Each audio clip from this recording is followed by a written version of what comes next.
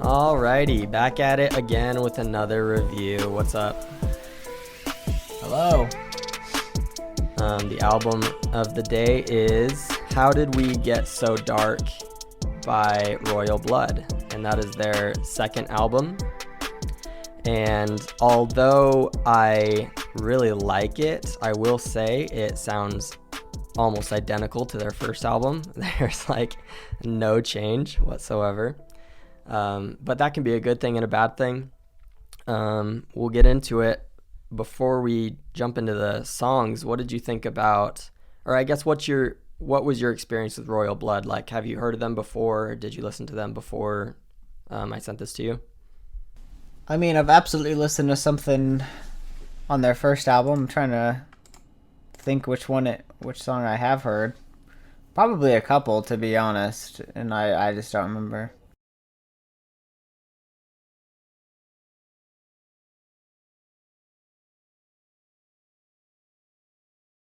I like their album covers a lot.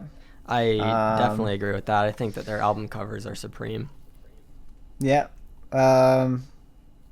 I knew they had some good guitar work, and that's what I saw here on this album. And I knew their style pretty well, so I wasn't like caught off guard by really anything on the album.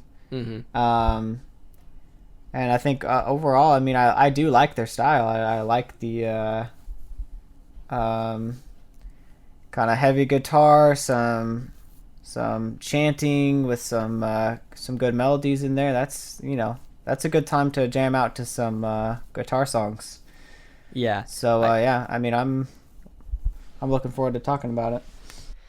All right, well, let's get into it. The first song is How Did We Get So Dark, which is also the title of the album. So it kind of kicks it off pretty hard. It's one of the faster paced songs on the album, which they're all kind of this fast paced, upbeat. There's a couple that are a little slower, but it definitely starts off strong, and it's actually maybe one of my favorites off the album. I would say this song wasn't my favorite off the record. I think it's a fine place to start. I think it's not as memorable for me, and that's why I say that. And just kind of the chorus chant wasn't really catchy to me. But that's really my only critique with it. I mean, it's a fun song. I just don't have that much to say about it. I think the coolest part about this song for me is the ending. And I don't know if you noticed this part, but the ending when they're just chugging that guitar part, and they have that group vocal going on saying, "How did we get so dark?" It's so fascinating to me, and I honestly haven't really been able to figure out how they did this or what they did to make this work. But they basically, like, the timing of "How did we get so dark" when they say that is different than the timing of the guitar. And so every single measure, they slowly get like more off and more off until it's like completely off. But then they keep it going so much until it gets back on again right at the end. And it like kind of blows my mind I don't understand how they did it, but I thought it was really cool. That is super interesting. I mean, yeah, I need to go back and listen to that and pay more attention to that. And I think that's kind of why it's funny when we do these reviews, because we usually have one person who's very familiar with the album. For instance, this can be your week here with where you know a lot about this record, and then you kind of just get once listened through opinion from the other one, and you kind of get both experiences. I know. I eventually I want, like, if we get more people listening and like suggesting albums, I'd love to go in blind, like both of us, to an album. That'd be really fun. Yeah, I'm sure that'll happen, but yeah, I mean, for now it's like it kind of for anybody, either you're big fans of Royal Blood or you want to know what if you should try them out. You kind of get both here. For sure. That's really interesting because, yeah, I mean, you're not really going to notice that if you're just listening through, not really thinking about it on your first go through. But I love when they put in really interesting production techniques that, if you're really paying attention, are super cool. I think that's what makes a band stand out for me. For sure. The next song is Lights Out, which was like the big single of the album. It was the first one they released. And I have great memories with this song. I remember there was a period during senior year of high school where I just felt like all the albums coming out were trash. I didn't like any of them. I felt like my favorite artists were letting me down with the stuff they were putting out. And one night I had snuck out of my house past my curfew to meet up with a guy who was recording our album at the time. And he was going to teach me a little bit about like mixing. And so I snuck over to his place and he was showing me like how to EQ things and like about compression. And it was so funny because like it was me, him, and like a few other dudes sitting in a room. And then someone's like, yo, the new Royal Blood song just dropped. And so we like stopped what we were doing. We put it on the monitor. And I just remember like jamming out to it with a bunch of dudes and just being like, this is what's up. Like, this is what I was missing. All the songs that have been letting me down, like this is actually holding up to what I thought Royal Blood was. So I was very happy to hear this song. Yeah, I mean, this is cover someone who doesn't have any great memories tied to it. I definitely agree. This is the most catchy song. I fell off the record, and it makes sense why this is a single. I immediately just assumed this was the single. It also has the most streams. Makes sense. So, yeah, I like that one a lot. Yeah, the bridge is really interesting to me. The drum solo part, where it plays that one hit of the drum just like a little too long, and you're like, how long is this thing going? And then it just ends really fast and jumps back into the heavy breakdown. I thought it was really awesome. All right, song number 3, I Only Lie When I Love You. I liked the heavier feel on this one. Of the guitar, and I thought that had some good catchy chants, and I really liked the verse. The flow and the melody of the verse was pretty catchy. Yeah, I do like the verse of this one. To me, the chorus isn't as strong, but I've had friends who thought this was like the best one. So I don't know. It's to each your own. But something we keep bringing up that I'll touch on is like that heavy guitar. Royal Blood, if I'm not mistaken, is a duo, and so it's a drummer and the singer who also plays bass, but they've tuned their bass in a way to make it sound like a guitar, and it's honestly a pretty unique sound. Like, I don't know if there's much out there like this. I mean, song structure wise for sure, but just the pure sound of it, I feel like you don't find it really anywhere else. If I were them, I would try to trademark that bass sound because it's really unique. That's interesting. I didn't know that. The fourth song is She's Creepin'. What do you think about that one? I really liked the guitar riff on this one, and I thought there were some falsettos in there that I thought were pretty great.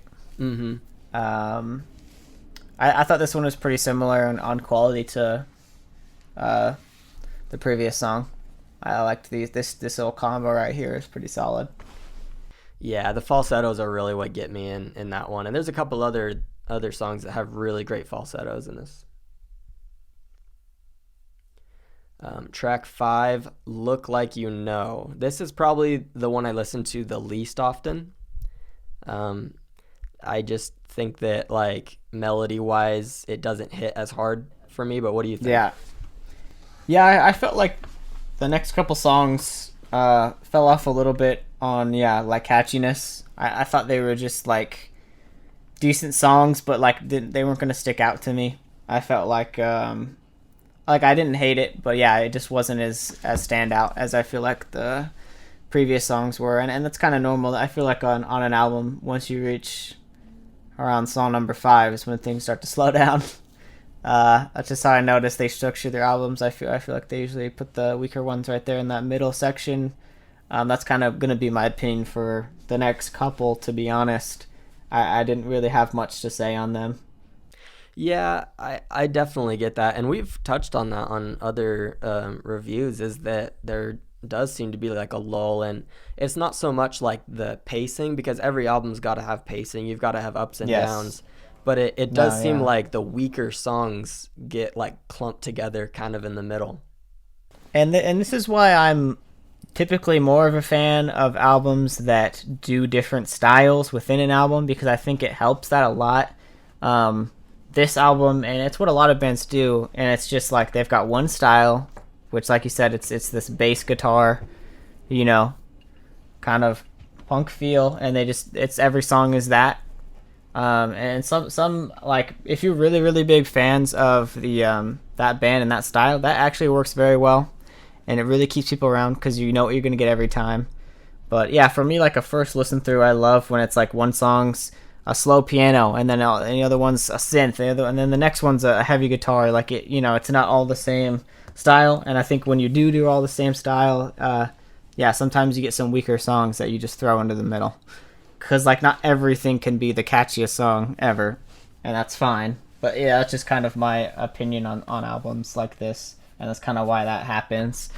And yeah, that's really all I have to say about that song. Yeah, that really does seem to happen with Royal Blood because like I mean, they own this sound that is a good sound Yeah, and they really commit to it. Like they don't have any songs that stray from it. no, And so that probably is their I won't say like their weak point or whatever. Like if it works for them, it works for them. But that's a good way to get a lot of songs lost in the mix because you don't really remember which one is which because a lot of them sound very very similar. yeah. I mean, it's an intentional choice they're making, so I'm not saying it's a wrong choice. I'm just saying that's what they're doing. They are purposely making songs that sound very, very similar, and that's fine. But yeah, it leads to those little more forgettable songs, I feel, and that's kind of my opinion about this one and the next one too. Yeah, Where Are You Now is the sixth track, and it is very similar to Look Like You Know. I think that it's got better guitar work, but as far as like vocals and drums go, it was kind of, the same thing. Yep. Um, I think Don't Tell is a little bit actually of a mix on the normal style. It's a little bit slower, if I remember correctly. Yep. Yeah, it's definitely It's the a little bit change slowest. in pace. I didn't think this one was a super standout though, still, but yeah, at least I remember that it did change up a little bit on the record. Yeah, well, it Don't Tell is really the most different out of all the songs on here, Uh-huh. and that's not just like how it sounds, it's also like the messaging and like what it's about. Uh-huh. Like I don't know all the lyrics to all the songs, but from what I gathered, a lot of the songs on this album are kind of about you've lost someone that you loved and you want them back, but they don't really want you back, and so you're kind of pissed off about it. um, but this one, it kind of takes a turn and it's kind of about like a secret love. Like you're meeting with someone, in secret, and Yeah. you're telling them like, hey, don't tell anyone about this. Um, so I do like that one actually. Yeah, no, I liked it better. I definitely. Number 8 is Hook, Line, and Sinker. And this one's definitely kind of different to me just because like it has kind of like a crazy Yeah. sound to it, which I don't really, it's not really my favorite, but it definitely jumps out at you. Yeah, I mean, my note was I could see myself jamming out to this one. Hmm. Like it, this one was fun, and yeah, I agree. This one felt different, uh, to me. Yeah, you know what? I think that a lot of the songs on here are actually really good, like dance songs and like party Yeah, songs. I think the only thing yeah, holding them back from being those things is like how heavy they sound. yeah, But I think that like if they had gone a different route and maybe used like a big synth instead of like a heavy guitar, some of these could yeah, have been like radio songs. Like they're. I think that a lot of them are catchy enough, at least. yeah. I agree. I mean, it's definitely what you're going for. Um, and I guess yeah, they're not worried about where to play. They want to give their fans exactly what they expect. I feel, but yeah, I mean, but clearly they're good songwriters, and that's kind of your point. It's like these are good songs. It's more about how do you make a song stand out and appeal to like maybe different audiences. Is kind of the point. Why production goes a long way, really, but it's definitely all about what direction you choose to go. Mm-hmm. But song Yeah. number 9 is "Hole in Your Heart." Yep. And this one is again really good to me, but it's one of those ones that I kind of forget about. Yeah, I only really talked about. Um, I liked the guitar and I liked the breakdown when I was jamming out to that. But other than that, I don't remember the chorus Yeah, or they have a the lot of melodies. like squealy breakdowns with like where they use the bass to. My favorite thing that they do with it is they'll like play a heavy, or not a heavy, but like a deep sound, and then they'll play Yeah, that same riff like on a higher octave, and they'll kind of yeah, mix the octaves real good, and I really like that. yeah. Um, Last song here is "Sleep." Yeah. I take it back. I think I said that "How Did We Get So Dark" was my favorite, but in truth, I think "Sleep" is my favorite. I really, really like this song. Yeah, I mean, "Sleep" wasn't a standout for me. And I didn't love it as an ending song because I didn't think it was as standout. But I could see why they did pick it. This is a longer song. I Hmm. felt like a little more contemplative of a song, so I get why that they picked it as the ending song though. Yeah, Yeah. what do you like about it?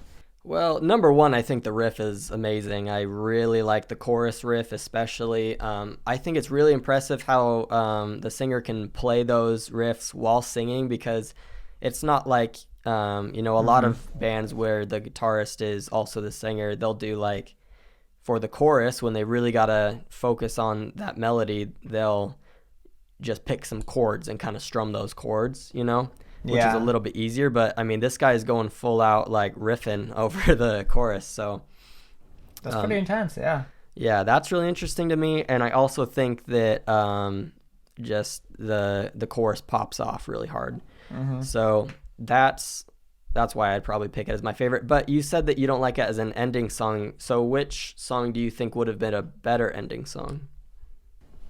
Yeah, I mean, this is pure opinion as far as like what people think should be an ending song. Honestly, that's why I kind of said I get why they picked it because I don't really know if there was a better option for the Yeah. ending song. I just didn't like. It didn't leave me with like oh, I want to revisit this album kind of feel. Mm-hmm. But I For am sure. very picky about my ending songs. That's Well, I probably am something I'm definitely stuck up too. about. I think that the ending song may be the most important song Mm-hmm. if you're going for Yeah. like full album feel.